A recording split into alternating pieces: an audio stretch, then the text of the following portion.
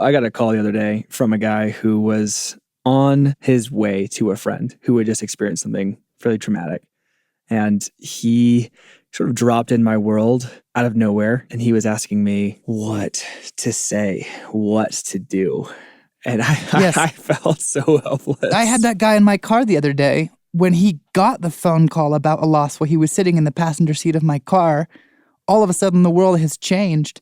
And my mind is sort of racing going, does anyone ever orient you to like what you're supposed to say first? Totally. I just felt the need to flee. Like I didn't know the right thing to say, but I knew I didn't want to say the wrong thing. This is Alan Arnold, and you're listening to the Ransomed Heart podcast. That's the voices of Sam Eldredge, Blaine Eldredge. And we wanted to bring you into a podcast that both of them led recently with Dan Allender on the topic of trauma. But before we do, just want to tell you a little bit more about their world and what we're going to listen to today. And Sons is the team at Ransomed Heart, which is tasked with reaching younger guys, nominally guys in their late teens to guys in their early 30s across about a 15-year spread.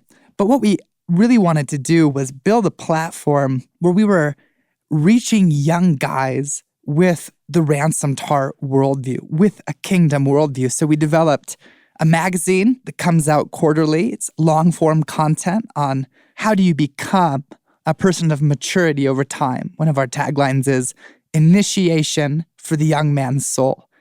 And then after doing the magazine and making some films, we realized that one of the best sort of vehicles for that content was actually going to be a weekly podcast.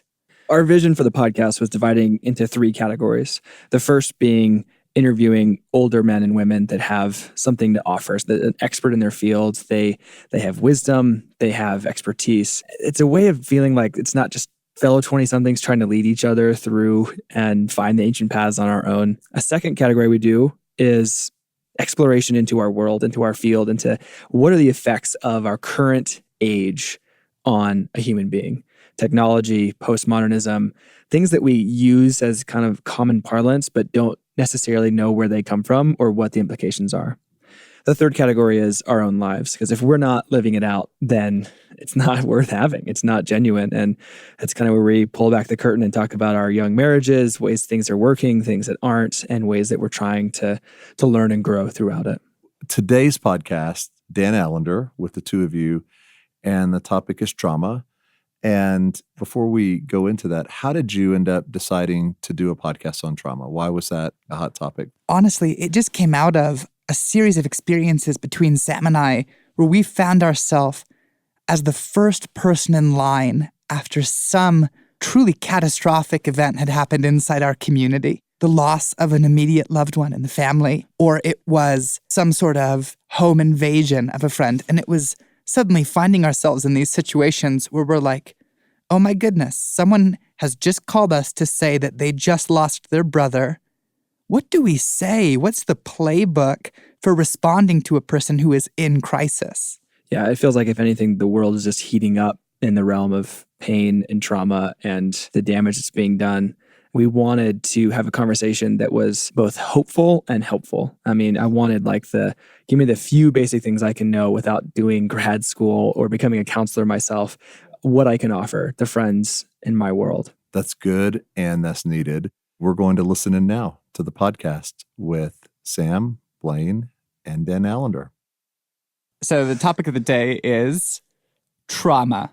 You know, when you get on an airplane, right, there's a safety card in the seat back where, you know, all complex action is reduced to kind of these potato-like figures getting up from their chairs and making the right number of turns to get off a flaming airplane. And there's kind of the, hey, you're in crisis.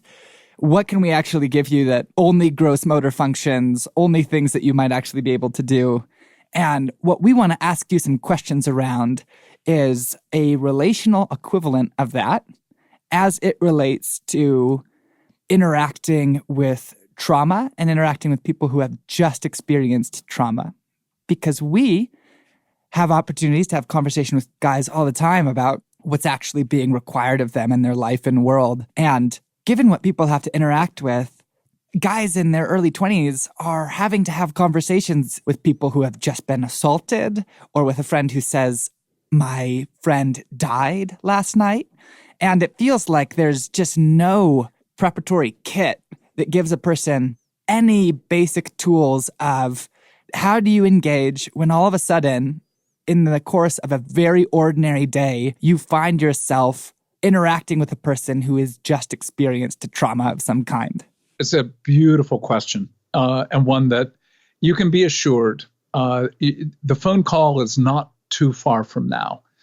No one escapes having to address this question. So honored to be in that mix with you to begin to ponder that.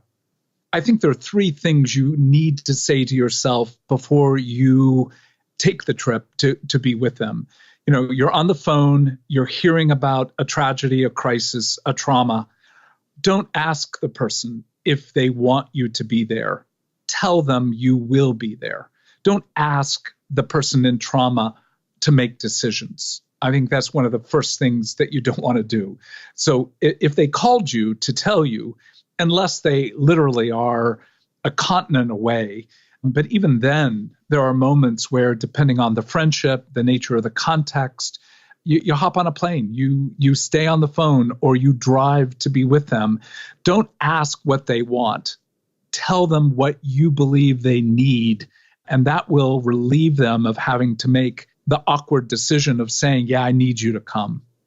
That feels actually sort of counterintuitive to me, given my experiences, because a conversation several years ago with a friend whose dad had just passed away. It wasn't totally unexpected, but it was still very sudden. And he was in California. I was living in Washington, still a close friend.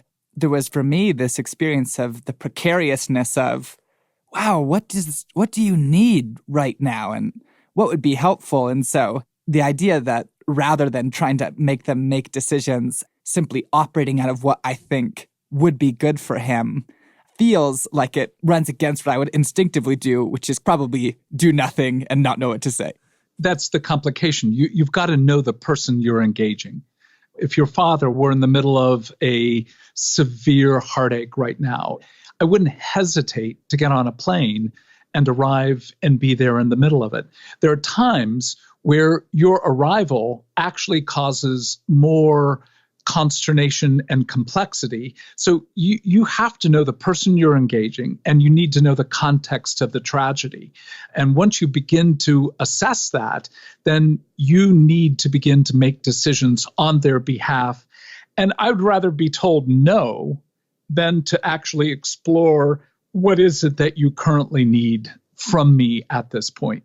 So I'd rather say to that friend, I'll be on a plane and I'll be there within 24 hours, then have them be able to say, actually, no, I need you to be on the phone with me 3 or 4 times today and tomorrow and the next few days just to help me think through what I need to do. Let them clarify what they need, but you initially take the response of being able to move in a direction that's helpful for them. Yeah, it's so good. I feel like my indication as well in those moments would be the fear of not knowing what to do or how to offer well, I think would sort of lend itself to withdrawing and to be like, well, I'm so glad you called. I'm so sorry that this happened to you.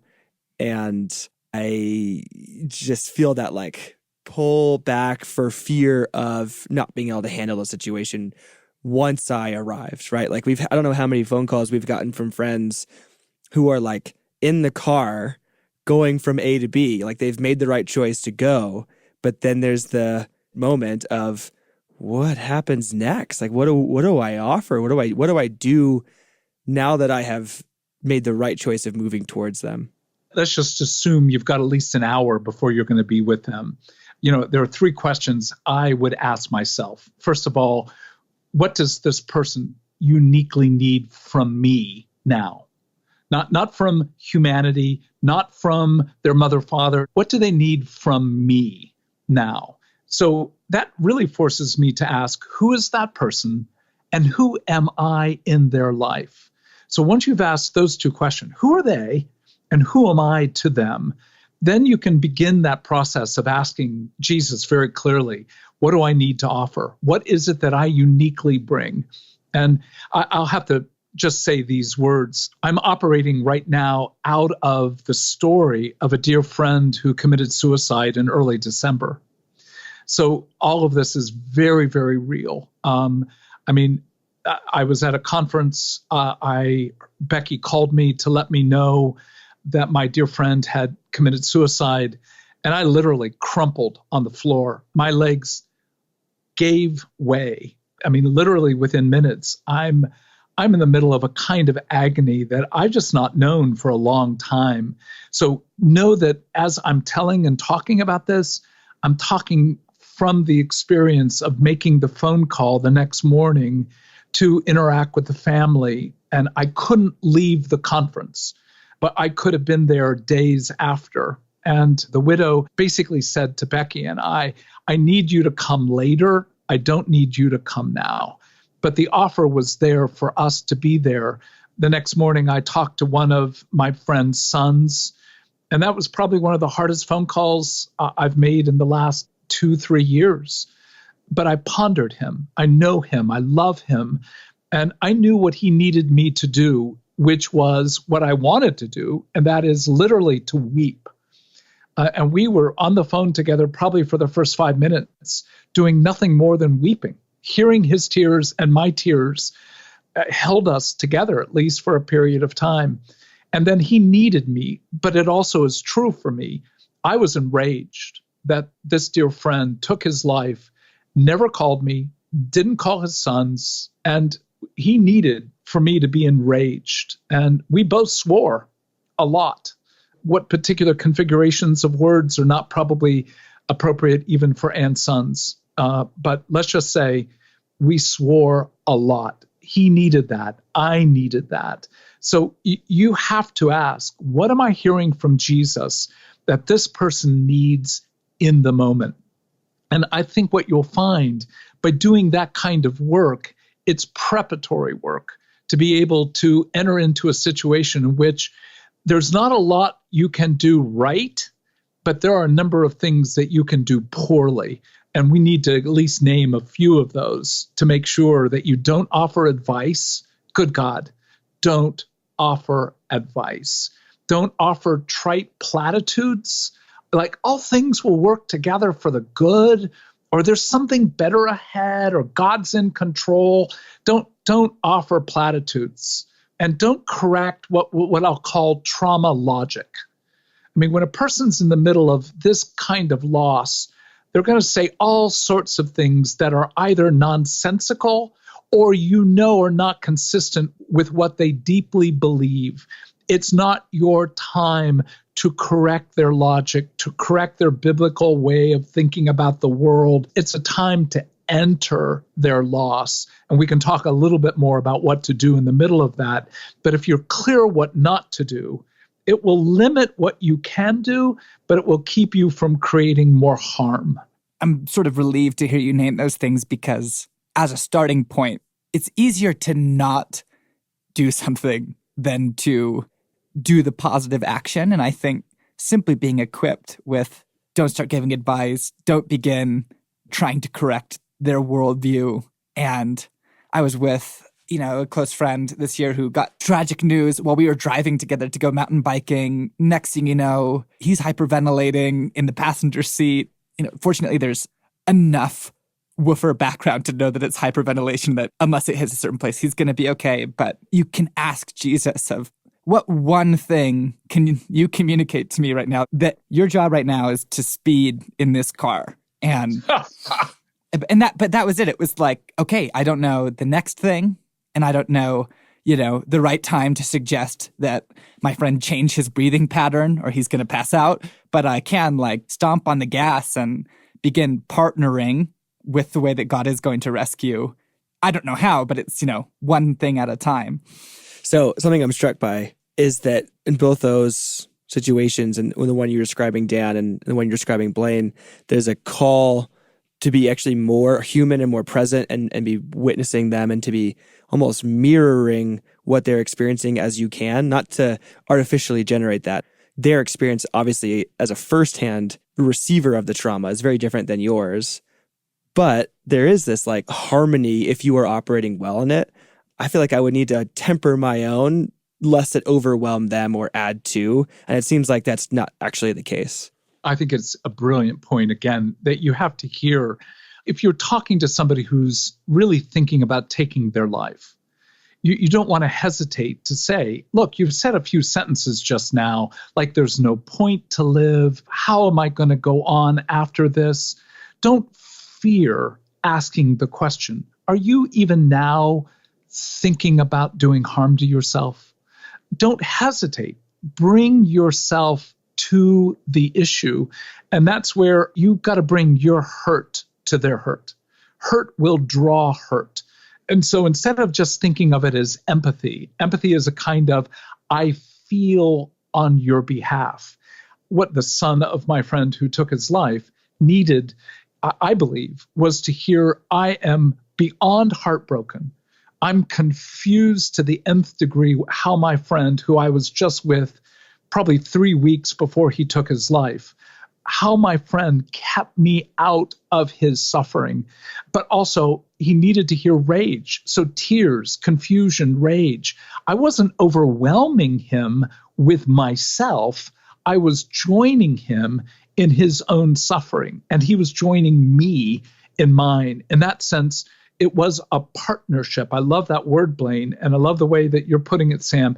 It's a kind of mirroring resonance that allows us to, in some sense of the word, recreate connection, because tragedy always divides. I mean, that's one of the brilliant works of evil, is that tragedy does what the name Satan brings. It literally brings accusations. And the word diabolos, devil, is the word division. So evil brings division and accusation immediately in the midst of a trauma. Like when I heard my friend died, I literally feel divided from my body. I feel divided from what I know to be good and true. And I also felt this deep sense of accusation. Why didn't he ask? I'm accusing him, but I'm also accusing myself. Why didn't I do more than what I knew to do at that time? You've got to stop that process of division. You've got to stop the process of accusation. And by simply pouring on the gas, Blaine, you were saying to your friend, I'm with you and I will be your ally to see you through to what needs to be done at this point. You said there are 3 questions I'd love to know. And the first question that you named is, who am I to this person? What do they need from me? And that second question is, who am I to the person? Meaning, I have a unique role in certain people's lives. This friend I've known for almost 35 years. I did more conferences in his church than I've done in any other church in the country. I saw his boys grow up.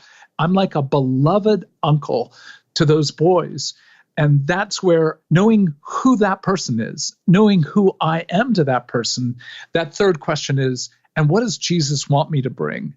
And what I heard from Jesus when I began praying in that phone call was, he needs to hear your confusion and anger. And it was there. It was deeply there and not difficult to bring. If I'd heard Jesus say, he needs nothing more now than for you to listen, then I would have held my confusion. I would have held my anger and simply been, in many ways, a receiving end of all that he needed to speak. But at this point, he needed me to speak for him to be able to find some of the words that would help him begin to move into the heartache of literally the day before his father took his life.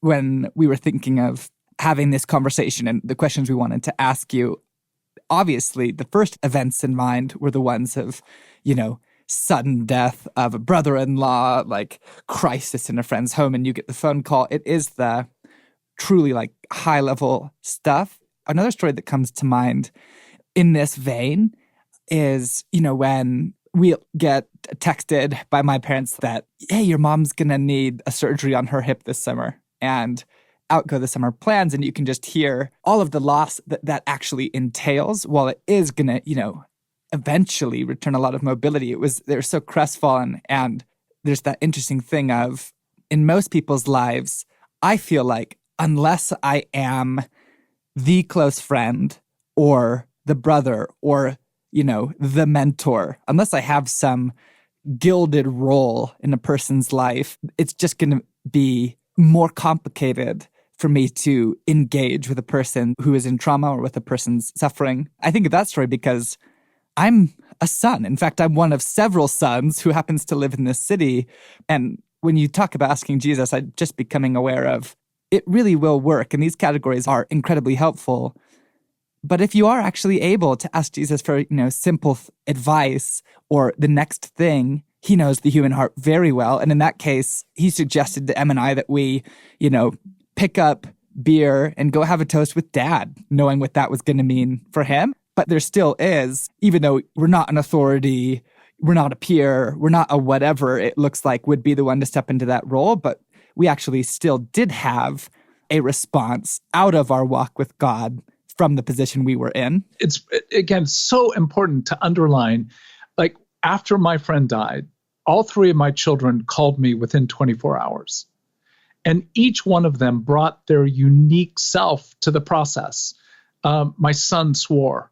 My two daughters, each differently, asked the question, what did this man mean to you? We know him, we've met him, but we want to hear again what he meant to you. It sounds almost like they're asking me to walk on jagged glass. And in some sense, when they asked that question, I found myself wanting to go, it's too soon. But I wasn't asked to give a long epitaph. They were just inviting me to name in a sentence or two what the agony I was actually entering. And what you find, if I can just, again, get a little techie here with regard to the brain, when you're in trauma, the right hemisphere just floods you with images. It's more like shards of experience and senses. Your left hemisphere, pretty much, that controls language, goes offline. And both girls operate in worlds in which they deal with trauma daily. And they knew that if I could begin to talk, there would be not so much a relief from the sorrow, but that there would actually be a naming of the process. Therefore, a growing cohesion, a growing movement toward, in one sense, integration of both hemispheres. And it's what happened. I needed somebody just to talk with briefly about what this dear friend had meant to me. And in about 5-6 minutes of talking, I found my heart more at home. And I think in some ways knowing, no, bring beer, sit and just talk for a little bit, at least with regard to my kids. Their questions, their anger, their ferocity on my behalf just felt like an incredible gift. Now, we're not talking about the trauma of the parent. We're just talking about all people suffering. You've got to be asking the question, what do they need? Who am I? What does Jesus want me to bring? And as you address those three issues, as long as you don't do the stupid stuff, then you're going to be in the midst of a world in which you don't know what to do. And you've got to own that. You don't know what to do. I mean, I've been doing this for almost 40 years. And even still, when I made my phone call to that child, I didn't know what to do. So you just have to know when you're in the middle of tragedy, there are no real rules other than a few don'ts. But now you're going to have to give yourself over to the process to be asking through the entire encounter what is best on their behalf. Sometimes literally a 5-minute phone call is 100 times more worthwhile than an hour-long conversation. You need to know what timing is best on behalf of that person. And you can't ask it. You have to sense it. You have to make risks. You have to be willing to be wrong. And if you are, I'll tell you, just your heart to have made the phone call, to have stepped into the process, already stands you so much apart from the crowd. Because most people want to escape tragedy. It's the call of a Christian, literally, to run into the middle of it. So we're just going to pause right there. This is going to be a 2-part series. We will pick up next week with part 2. We'll see you next week.